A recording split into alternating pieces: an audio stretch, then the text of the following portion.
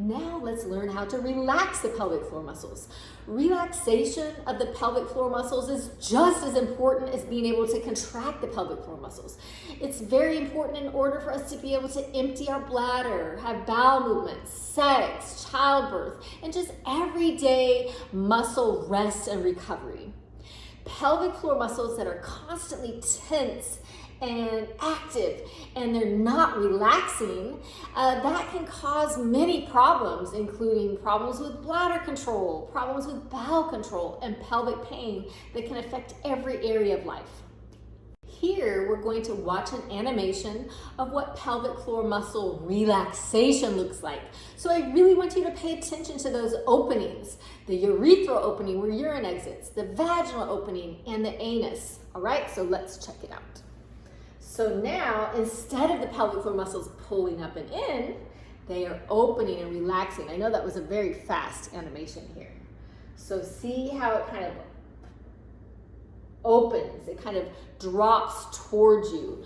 Another word for that is a reverse Kegel.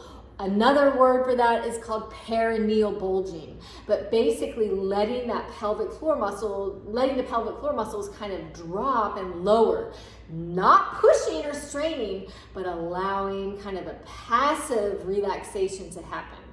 This can be a very, very challenging skill for a lot of people. But even though it's challenging, remembering that relaxing is just as important as contracting when we're training the pelvic floor muscles. Now we're going to practice relaxing together. So for this, I want you to be in a relaxed position, in a relaxed environment. So for me, ocean waves is a very relaxing place. And so I've chosen waves as our visual imagery here to help with relaxation. You can try it sitting up like me, or you can try it lying down in a comfortable, relaxed position. I think lying down, it's easier to relax, but whatever works for you right now is fine. Okay, so now we're going to practice together. Let's watch those ocean waves as they roll in and they roll out, and they roll in and they roll out. So begin by breathing in and out, smooth and slow. Keep your chest relaxed. Let your belly rise and fall as your breath comes in and out. Now, patiently scan your body. So starting at your head, and we're going to work all the way to the toes, noticing anywhere that you may be tensing your muscles. Mentally check each of these areas as you're focusing on your breathing, smooth breathing in and out. So first check your forehead, your eyebrows, your jaw.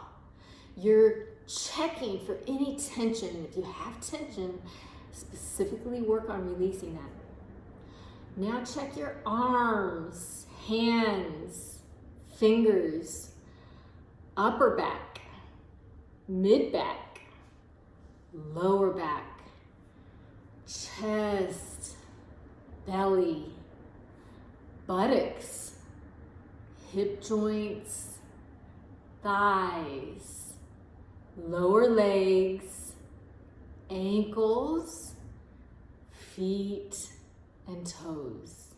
Now bring your attention to the pelvic floor muscles.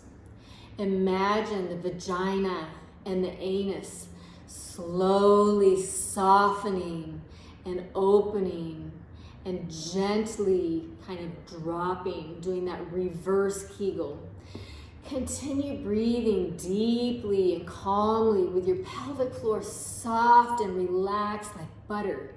Let's do 10 more breaths while you're relaxing that pelvic floor muscle, softening and opening. 1,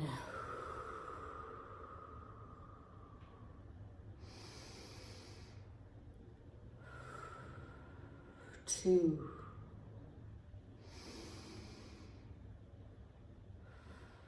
Really soften and exhale. 3, 4. Softening and lowering and opening. 5,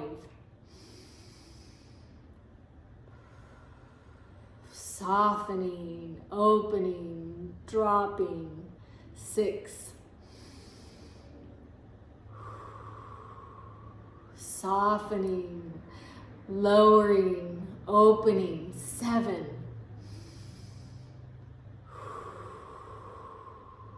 Softening, lowering, opening. 8.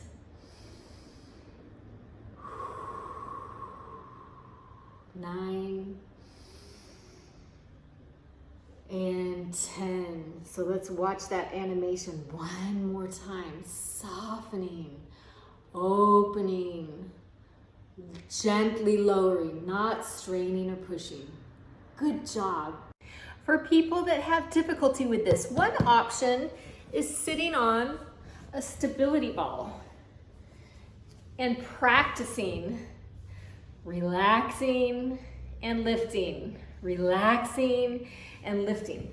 That can be really helpful on the stability ball. There are a lot more interventions and things that can help with relaxing the pelvic floor muscles if you're struggling with that. So I'll attach a handout here with some additional tips and ideas, but basically don't be discouraged if initially you're having difficulty with relaxation.